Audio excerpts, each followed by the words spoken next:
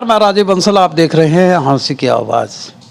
कहते हैं कि पंचायती राज से लेके और सांसद तक कोई भी चुनाव छोटा या बड़ा नहीं होता। सभी चुनाव शिद्दत से लड़े जाते हैं। आज हम आपको नगर निगम हिसार के मेयर के चुनाव और पार्षदों के चुनाव की पूरी तस्वीर सिलसिलेवार दिखाने जा रहे हैं। बड़ा रोचक हो चला है मेयर का चुनाव हिसार नगर निगम का। बता दें कि कल नामांकन की आखिरी तारीख थी 17। आज स्क्रूटनी होनी है और कल नामांकन वापस लेने की अंतिम तारीख है और 2 मार्च को हिसार नगर निगम के मेयर के और पार्षदों के चुनाव होने हैं। रिटर्निंग ऑफिसर हरबीर सिंह जी के अनुसार अब तक मेयर के 8 प्रत्याशियों ने यानी नामांकन दाखिल किया है और 20 वार्ड हैं, उसमें 118 ने अपना नामांकन दाखिल किया है। अब हम सिलसिलेवार बताते हैं कि नगर निगम का चुनाव त्रिकोणीय फाइट में कैसे बदलता जा रहा है, ये आपको सिलसिलेवार बताते हैं। बीजेपी के प्रत्याशी जो सिंबल पे चुनाव लड़ रहे हैं, मूलतः हांसी के निवासी हैं परवीन पोपली जी और प्रदेश सह संयोजक हैं मनो ऐप के और शिक्षित भी हैं और उनके पिता इमरजेंसी में रामस्वरूप पोपली जी आरएसएस से बिलोंग करते हैं। इमरजेंसी में जेल यात्रा भी काट के आए हैं। बीजेपी ने उन पर दाव खेला है। इससे पहले सरदाना जी थे, उससे पहले शकुंतला राजलीवाला मेयर रह चुकी हैं। और वहीं कांग्रेस ने जो पूर्व में नगर परिषद के चेयरमैन रह चुके हैं 1985 में किशन सिंगला टीटू, जिनके चाचा श्री उग्रसेन भजन लाल जी के बड़े नज़दीक थे और कांग्रेस की टिकट पर चुनाव लड़ रहे हैं मेयर का। अगर उन्होंने नामांकन वापस नहीं लिया तो अगर अब फाइट में कौन आएगा। रामनिवास राणा एक नाम ऐसा है, बिहारी लाल राणा, जो नगर परिषद के पूर्व में चेयरमैन रह चुके हैं और रामनिवास राणा यानी कि अभी विधानसभा में कांग्रेस के प्रत्याशी भी रहे, जो 31,000 वोट ले गए थे। और इसके अलावा 5 और हैं जिन्होंने नामांकन भरे हैं। तस्वीर परसों बिल्कुल क्लियर हो जाएगी।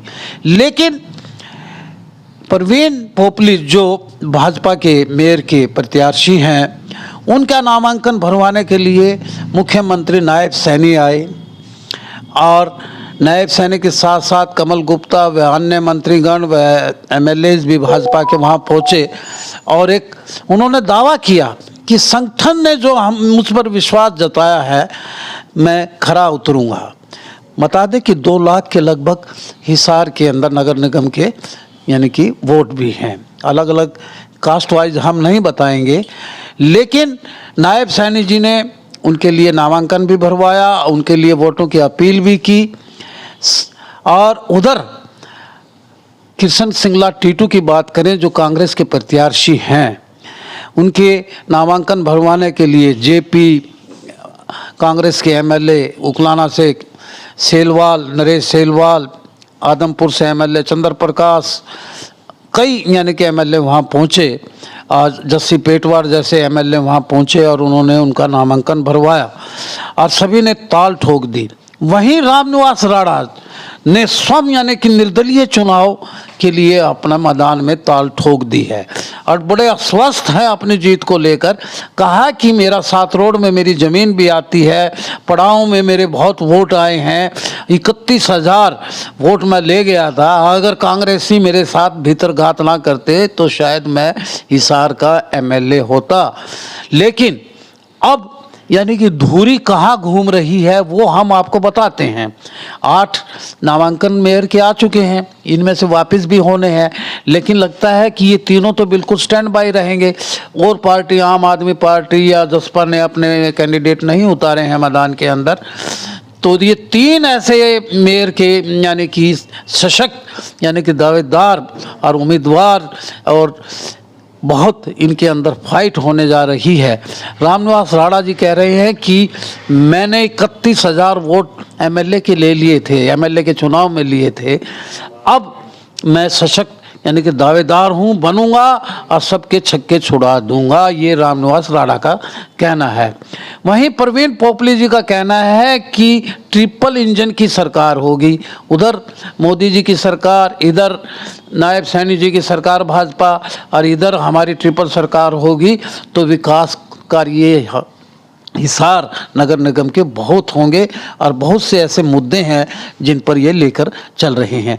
वहीं जब हम बात करते हैं कृष्ण सिंगला टीटू की, तो वहाँ जेपी साहब, जेपी जयप्रकाश, जेपी सांसद और एमएलओ ने भी बिल्कुल ताल ठोकी है कि हम इस चुनाव को बिल्कुल हल्के में नहीं ले रहे हैं, हमारा प्रत्याशी बहुत मजबूत है, पहले भी ये नगर परिषद हिसार के चेयरमैन 1995 में रह चुके हैं और बहुत मजबूत कैंडिडेट है।